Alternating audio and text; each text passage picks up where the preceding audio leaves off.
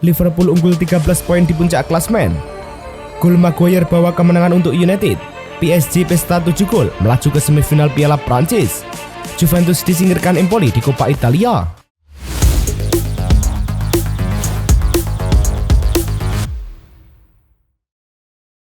Halo Soccer Mania, kembali lagi di Blessing Soccer News. Kali ini kami sudah siapkan berita-berita terbaru seputar dunia sepak bola. Tentunya untuk kalian semua, selamat menyaksikan.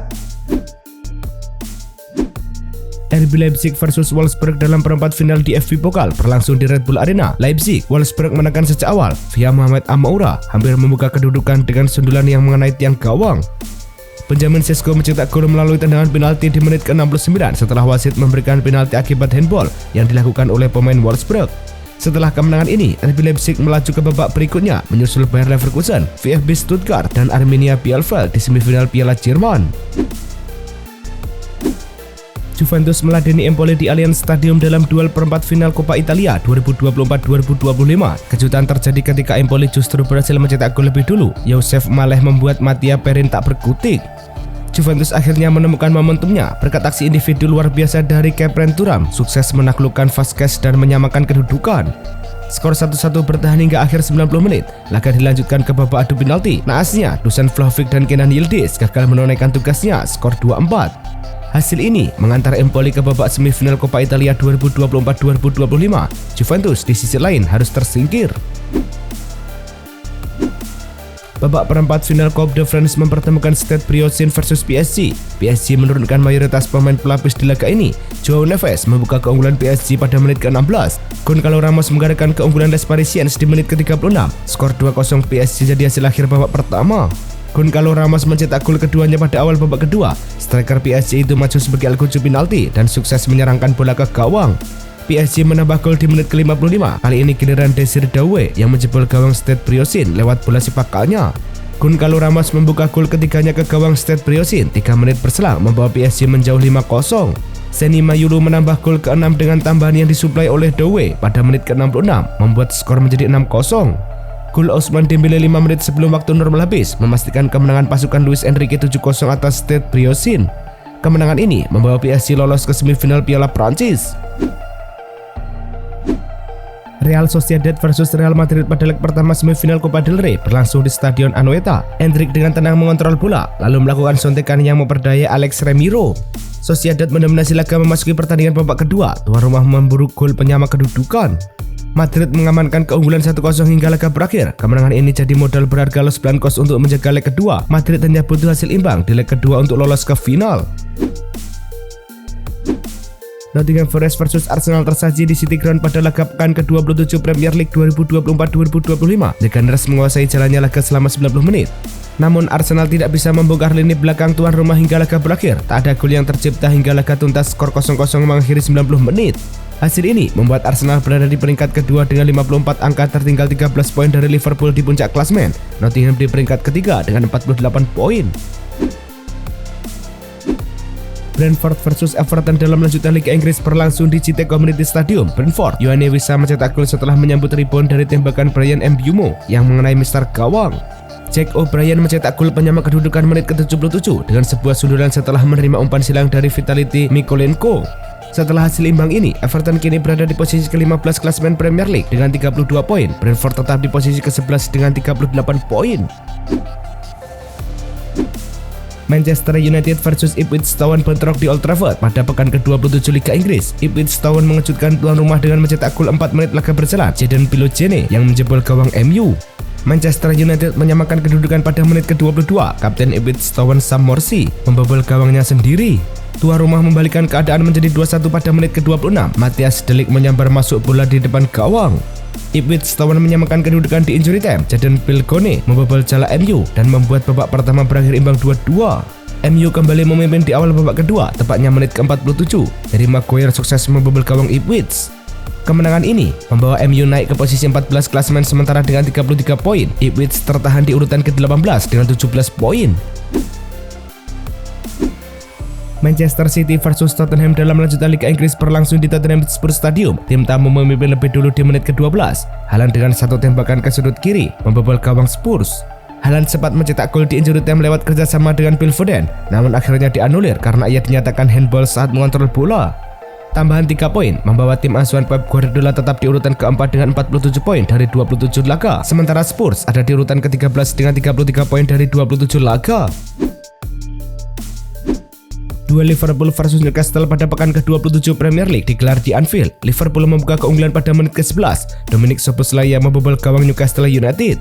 Liverpool mengadakan keunggulan di paruh kedua melalui Alexis Mac Allister, skor 2-0 untuk pasukan Arne Slot jadi hasil akhir pertandingan. Kemenangan ini membawa Liverpool kukuh di puncak klasemen dengan 67 poin, unggul 13 angka atas Arsenal di bawahnya. Newcastle tertahan di urutan ke-6 dengan 44 poin. Erling Haaland kembali menunjukkan kelasnya dengan mencetak gol tunggal yang membawa Manchester City meraih kemenangan 1-0 atas Tottenham Hotspur di Tottenham Hotspur Stadium. Gol tersebut menjadi yang ke-20 bagi Haaland di Premier League musim ini, menjadikannya sebagai pemain kedua dalam sejarah yang berhasil mencetak lebih dari 20 gol dalam 3 musim pertamanya di Liga setelah Ruud van Nistelrooy. Kemenangan ini sangat berarti bagi City yang sebelumnya mengalami 2 kekalahan beruntun dari Spurs di musim ini, termasuk di Carabao Cup dan di Etihad Stadium.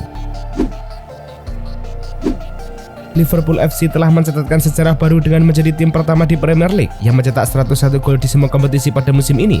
Keberhasilan ini tidak lepas dari kontribusi luar biasa para pemainnya, termasuk Mohamed Salah yang telah terlibat dalam lebih dari 50 gol, baik melalui gol maupun assist.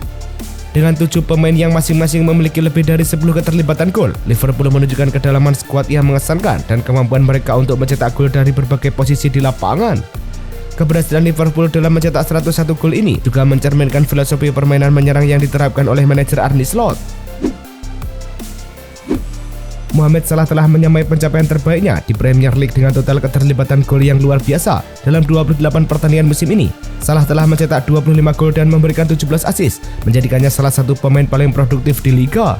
Dengan total 42 keterlibatan gol, ia kini hanya membutuhkan 3 keterlibatan lagi untuk memecahkan rekor Premier League dalam satu musim 38 pertandingan yang saat ini dipegang oleh Alan Shearer dan Andy Cole dengan 47 keterlibatan.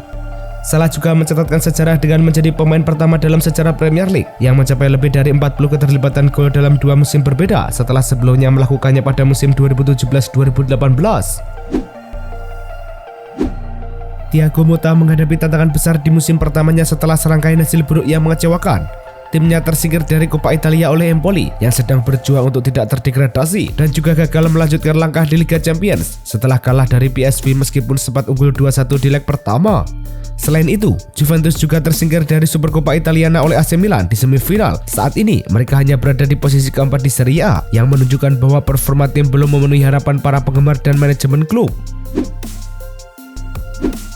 Newcastle United dilaporkan terbuka untuk menjual kiper mereka Nick Pope pada bursa transfer musim panas mendatang. Keputusan ini diambil setelah adanya kekhawatiran mengenai performa Pope yang menurun dan pemulihan dari cedera lutut yang dideritanya.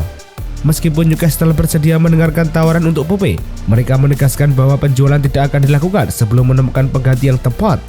Tim pencari bakat Newcastle saat ini sedang aktif mencari opsi baru untuk posisi kiper dengan fokus pada pemain yang dapat memberikan kontribusi lebih baik dibandingkan Pope. Raheem Sterling diperkirakan akan mengakhiri masa peminjaman di Arsenal dan kembali ke Chelsea pada akhir musim ini. Menurut laporan dari Fabrizio Romano, Sterling yang dipinjamkan ke Arsenal pada hari terakhir jendela transfer musim panas hanya berhasil mencatatkan 4 penampilan di Premier League tanpa mencetak gol. Performa yang kurang memuaskan membuat masa depannya di klub London Utara diragukan. Romano menyebutkan bahwa ada harapan internal di Arsenal untuk melihat Sterling tampil lebih baik, namun saat ini tampaknya klub sudah bersiap untuk mengembalikannya ke Chelsea. Pelatih Liverpool Arne Slot telah dijatuhi hukuman larangan bertanding selama 2 pertandingan setelah insiden yang terjadi pada pertandingan melawan Everton. Slot menerima kartu merah setelah pertandingan berakhir, di mana ia mendekati wasit Michael Oliver untuk menyampaikan protes terkait keputusan yang diambil. Akibatnya, ia tidak akan berada di bangku cadangan saat Liverpool menghadapi Newcastle dan Southampton pada 8 Maret mendatang.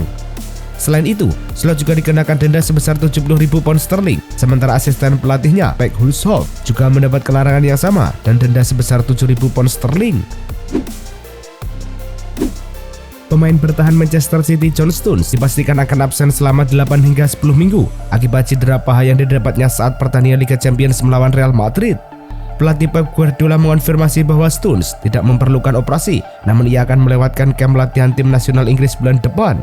Cedera ini menjadi pukulan berat bagi City yang juga kehilangan Manuel Akanji yang diperkirakan akan absen selama periode yang sama menjalani operasi akibat cedera aduktor yang dialaminya dalam pertandingan yang sama.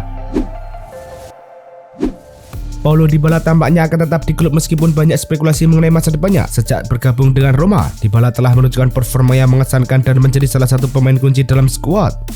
Kontraknya yang akan berakhir tahun depan memberikan Roma kendali atas masa depannya, dan meskipun ada desas-desus tentang kemungkinan pindah, laporan terbaru menunjukkan bahwa Dybala lebih memilih untuk melanjutkan karirnya di ibu kota Italia. Menurut laporan dari Eurosport, Dybala menolak tawaran dari klub-klub lain, memilih untuk fokus pada ambisi Roma di Serie A. AC Milan dilaporkan akan memperpanjang kontrak bintang mereka Christian Pulisic hingga tahun 2028 dengan opsi perpanjangan hingga 2029. Menurut laporan dari La Gazzetta dello Sport, gaji Pulisic akan meningkat dari 4 juta euro menjadi 5 juta euro per tahun ditambah bonus. Pulisic yang telah mencetak 12 gol dan memberikan 19 assist musim ini menjadi salah satu pemain kunci bagi Milan di bawah berbagai pelatih yang telah menangani tim. Keputusan ini menunjukkan komitmen Milan untuk mempertahankan Pulisic sebagai salah satu pemain utama di masa depan.